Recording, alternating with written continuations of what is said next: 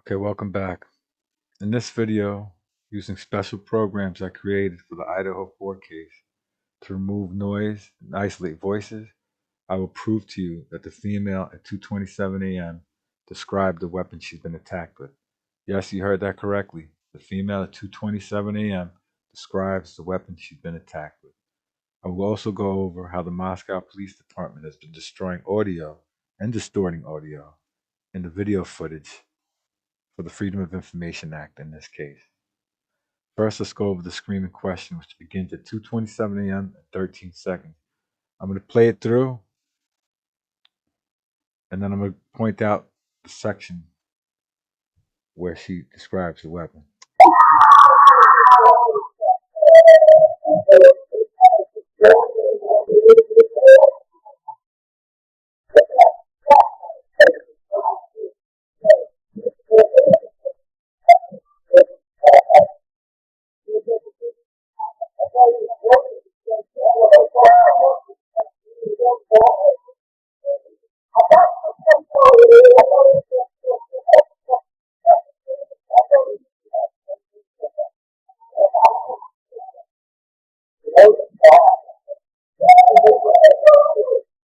And there it is. He stabbed me. Oh my God, he stabbed me. Let's listen to it again. Now keep in mind that this female is crying throughout this whole ordeal. That's just what she says at the end. So this male becomes suspect male number 2. Suspect Suspect male number 1 was the one at 1:49 a.m. And this would be suspect male number 2. So Sherlock was created to find voices in hours and hours worth of speech. Sherlock stands for Speech, Hearing, Evidence, Restoration, Learning, Observation, Classification Kit. So you point out a voice, and it stores it, and then it finds it later on in hours worth of audio. So I thought we were brothers. What the fuck? But you could hear the female, listen closely, crying behind the male.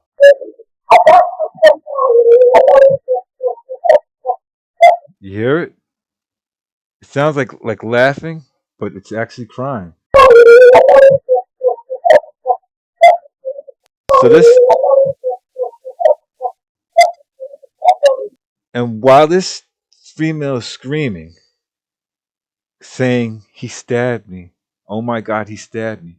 All the male keeps on saying is, "I thought we were fucking brothers." Listen to me.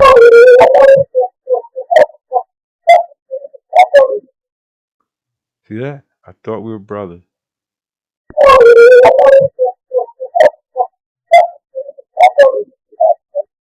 So, and then says,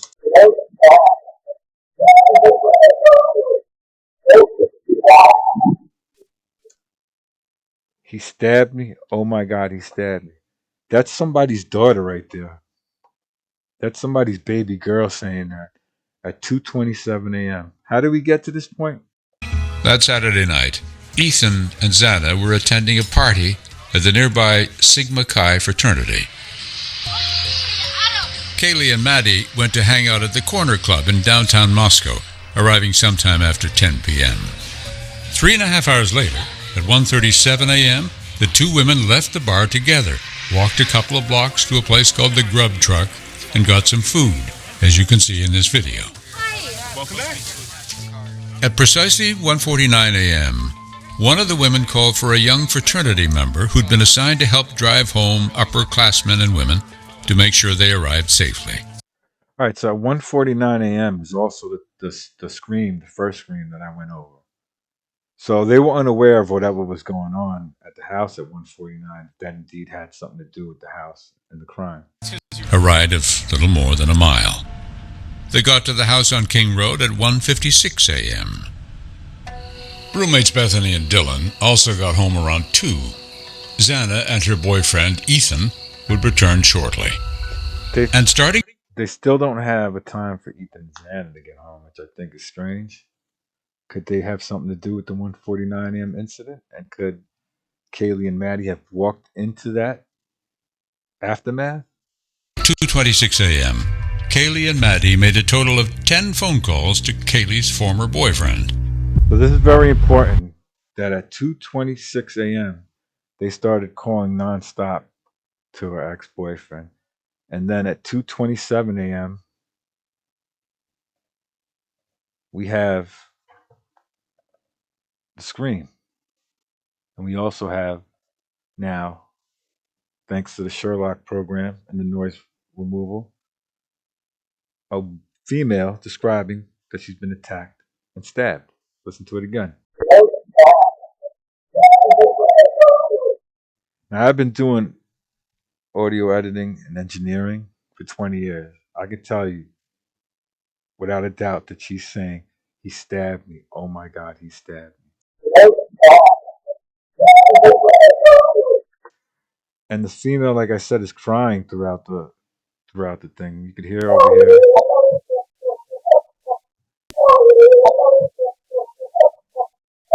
So as she's crying, saying he stabbed me, oh my God, he stabbed me. All you hear the male keep on saying is, I thought we were fucking brothers.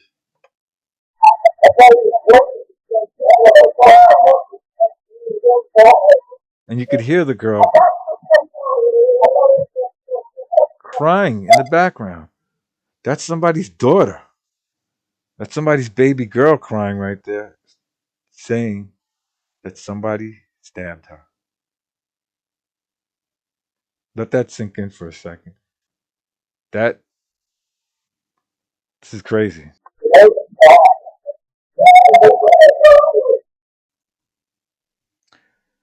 So, how do I know the Moscow Police Department has been destroying and distorting evidence? When I went to go look for the 1:49 a.m. time period to triangulate sounds that I heard from the previous video, I went to Jules from True Crimes page because she paid for the Freedom of Information Act video files, and I noticed they gave her nothing but silence. So not even the Moscow Police Department wants us to hear what's going on at 1:49 a.m. Not only that, check this out. This file footage goes all the way to 2:27, but it's silent.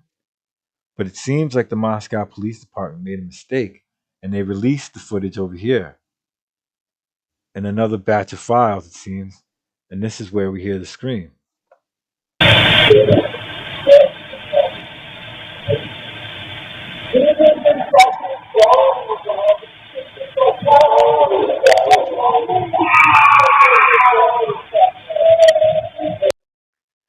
So it seems like I don't think we were ever supposed to get this audio footage. I think it was supposed to all come in silent like this. And whether by accident or on purpose, somebody released this footage. And this is how we got it. And now we're able to now I'm able to go into the video footage and we're able to pinpoint the sounds where the female is saying she's been attacked.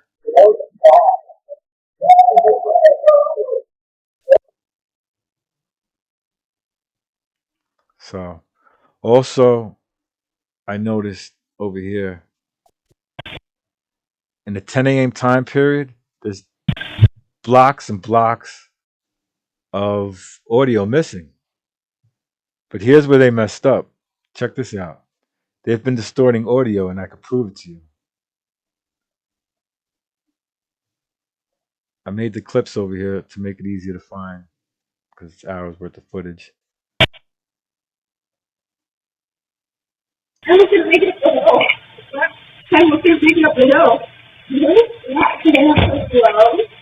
See, these girls probably live here, but you see how distorted that sound is?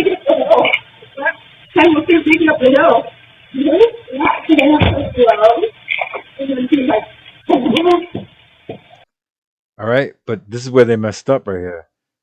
Check out whose voice the Sherlock program picked up because I remember I put these voices into Sherlock.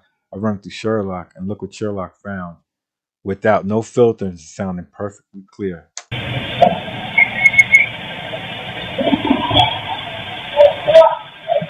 All right, and then you hear. So It's very clear. And it even sounds like the police department is there. It sounds something like Moscow PD. I got to go through this video footage, but listen to it.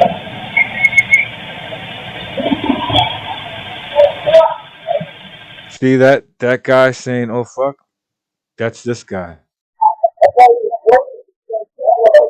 So hours later, after this male is heard screaming, "I thought we were brothers," while a female is screaming, "He stabbed me." He's still around the neighborhood saying, "Oh fuck," when it looks like the police is doing their rounds or something. It sounds like something PD.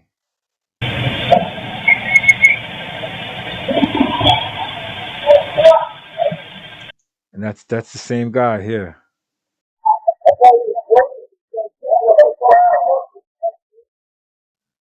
So this is wild, people. This is very, very wild. This is gonna change a lot. You guys gotta call up Nancy Graces and the Ashley Banfields of the world and tell them that that there's screams there. And there was no audio experts in this case. Isn't that strange? That they had a cell phone expert. They had all types of experts that could identify a car in pitch blackness on video footage. But where was the audio experts? I'm an audio expert, so I was waiting for the trial to see what these people were gonna do and want to say. And yeah, this changes a lot. This is gonna change a lot for people. I mean, they're deleting audio. They don't. There's a lot of movement over here in this 10 a.m. There's such amateurs that they basically put a red flag on this for me to go through this and analyze it because I think I hear people running up and down the house next door during a time period when everybody was supposed to be sleeping, and I hear, yeah, I'm gonna go over this time period next, and I'm also gonna do the forensic voice examination of Jack Showalter. Something about Jack Showalter that I found interesting is that he didn't have there was no video footage for him at all, no like interview. So to find his voice, I had to find it on here, and I used the program to clear it up. Here you could hear the interview he had with the police. And I forget who, I don't know the person we left with, but You can hear the car in the background, and this is the programs that I made. we left to get Wait, it's the wrong one. grub truck at like 2 when we were there from like 2 to probably latest 2:30. And then So it's interesting to play with voices to see whose voice that really was in this video footage that I have. Because all you got to do is add a little bit of distortion. I'll show you what the Moscow PD did to distort the audio over here.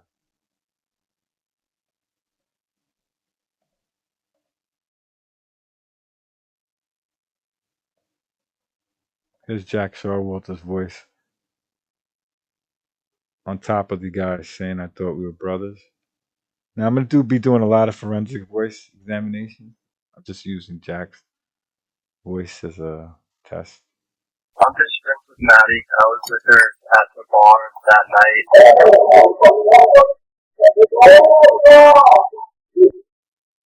I'm just friends with Maddie. I was with her at the bar that night.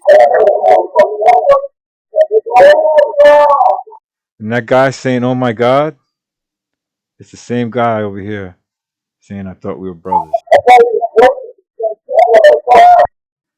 So to distort a voice, all you have to do is add a distortion on it. So here's my distortion. So I'm just friends with Maddie. I was with her at the bar that night. I'm just friends with Maddie. I was with her at the bar that night. I'm just friends with Maddie. I was with her at the bar that night. Now, what I'm gonna do is next is create a special program that's gonna de-distort the audio, because all distortion is taking the audio file and taking the sine wave. So what I'm gonna do next is use artificial intelligence to, I guess, if this, the best way to describe it is the Moscow Police Department discombobulated the audio or decombobulated the audio. I'm going to create a program that de-discombobulates the audio so we could hear that voice a little bit better. Let me know if this changes anything with the case. There's a lot more to go through, a lot more hours worth of footage. So yeah, this is the video where I prove to you that the female at 2:27 a.m. Uh, describes the weapon she's been attacked with. I will go through the footage to see if I hear any voices and see if this female is describing her attacker. I believe she might. I think some of you maybe should contact the victims' families and let them know that there's somebody's daughter saying that somebody stabbed her at 2:27 a.m.